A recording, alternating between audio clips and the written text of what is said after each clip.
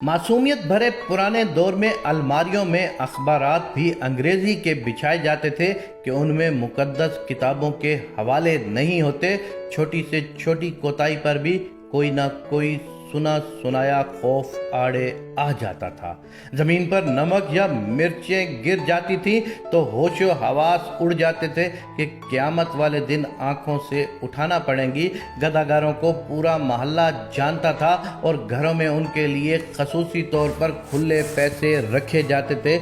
मोहल्ले का डॉक्टर एक ही सुरई से एक दिन में 50 मरीजों को टीके लगाता था, लेकिन मजाल है किसी को कोई इन्फेक्शन हो जाए, यरकान या शदीद सर दर्द की सूरत में मौलवी साहब माथे पर हाथ रख कर दम कर दिया करते थे और बंदे भले चंगे हो जाते थे। घरों में खत आते थे और जो लोग पढ़ना नहीं जानते थे वो डाकिए से खत पढ़वाते थे। डाकिया तो गोया घर का एक फर्द शुमार होता था।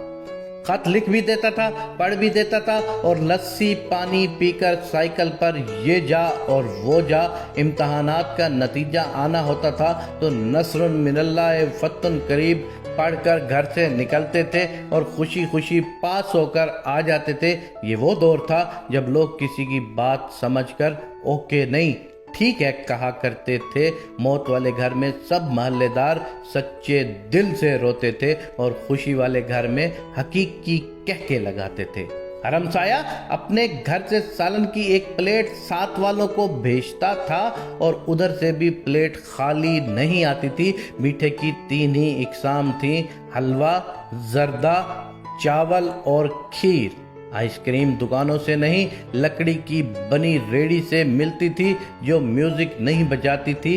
गली गली में साइकिल के मैकेनिक मौजूद थे, जहां कोई ना कोई मोहल्लेदार कमीज का कोना मुंह में दबाए पंप से साइकिल में हवा भरता नजर आता था। न्याज बढ़ती थी तो सबसे पहला हक बच्चों का होता था। दूध के पैकेट और दुकानें तो बहुत बाद में वजूद में आई। पहले तो लोग बहाने से दूध लेने जाते थे।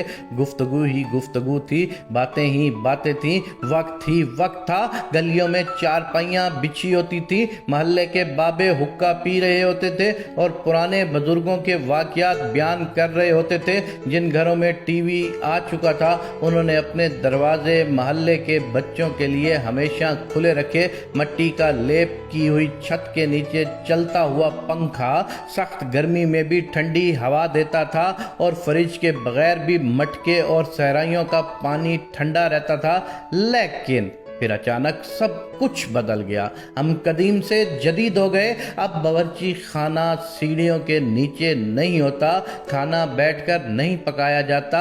दस्तरखान शायद ही कोई इस्तेमाल करता हो।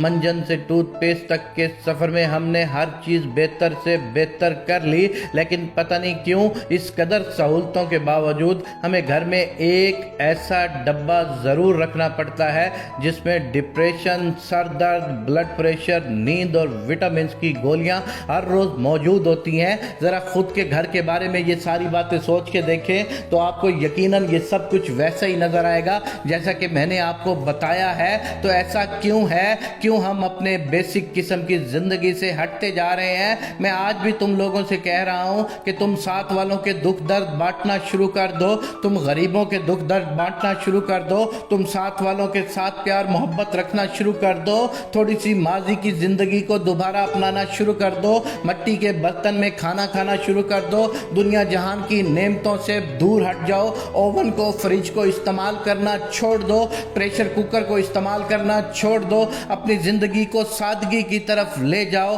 तो कसम खुदा की तुम्हारे घर में ये रखा हुआ दवाइयों का डब्बा भी पहले की तरह यहाँ से गायब हो जाएगा। खुदावंद करीम से ये दुआ है कि मेरे देखने वाले तमाम लोगों को सेहत कामला व आजिला अता फरमाए। आमीन या रब्बुल आलमीन।